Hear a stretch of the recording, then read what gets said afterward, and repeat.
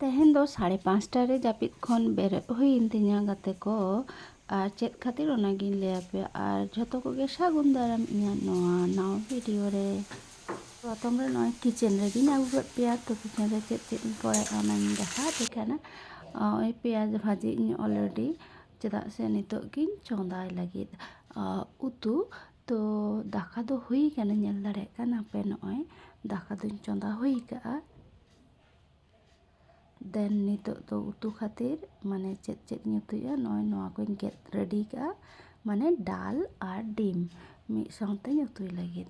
तो नोंका उतु कते के पे जम का किंतु इन आड़ी धाñ नोंका गे उतु कते जम का तो नोआ दो क्विक मिटंग रान्ना और बेश भागी हम बुझोआ एंड हेल्दी हो मेना तो नोआ पेंयाज और तेल काटिज तलांगी दोहयआ चेद खातिर मासे नोआ दो आलू माखा खातिर आलू तो दाका साला सेद्धो तो ओना खातिर नोआ काटिज तलांगी हाताव केआ तो नोआኝ दोहो काग काना और बाकीटा दो नोडेñ चोंदाया उतु साला इन चोंदाया तो परपर जा जेमन करे मसला डेली मसला एम हुई ओना को एम काते हुई कान तिᱧa नितो दो छु केदेñ नय डाल और डिम एम हुई की तो गाते को जेटाñ लेपे काना चेदा 5:30 रे बेरेद एना इन दो एक्चुअली आड़ीगान माने लेजी टाइप माने खूब पढ़ुआ टाइप हर कानी माने भोर बेला उना बइन बेरेद गया भोर बेला दो खूब जापिद सानाña माने सेताग बेड़ा रहो तो साधारणत 7टा 7:30 8टा नोंकाñ बेरेदा तो तेहेñ दो बेरेद ना ए कारण तेगे इन दादाई कुड़ी गिद्रा हेज कनाय पढ़ाय नोडे छुट्टी पड़ा आकान ताकोय ओनाते पढ़ा खातिर हेज कना मिद सप्ताह तो ओना खातिर जेहेतु इन 8टा रे डिउटिñ चलाआ उनी मा ताहेनाय तो उनी दो चेद ए जमाय सेई 2टा परे हेज काते कि इन रान्नाइñ तबे कि जमाय ओना खातिर आरकी तो इन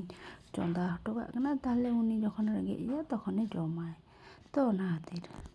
और इन दिन उड़ुक चलाआ 8टा समय और 2टा समय हिजुआ तो ओना खातिर आरकी नय नितो इन देखा पे कना अच्छा नोआ कैप्सिकम दो नोते रे गेद काते दोहो लेआ बइन एम का जायहोक नितो परे तेñ एमेआ बइन बाड़ाया हुयुआ से बांगा तो नोडे चेतान रेगिñ एम केआ तारपरे इᱧाग रान्ना दो कमप्लीट काना नितो दो नय नोतेñ चलाग काना एई जे नोडे उनी जापिद काग गयाय नोडे जापिद काय बाय नेñामोग काना तो ओना खातिर आरकी इन दो उनो 5:30 रे बेरेद इनिñ एक्चुअली इन दो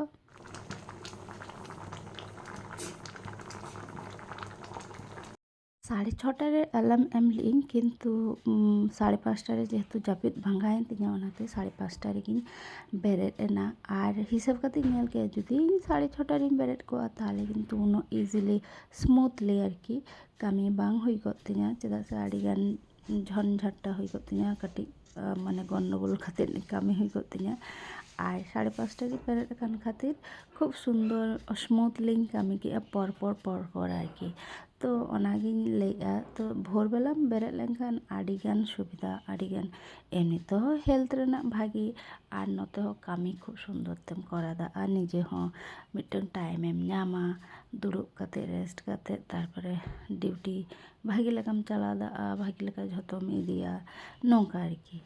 सो थैंक्स फॉर वाचिंग ओका लेका पे बुझाव केआ।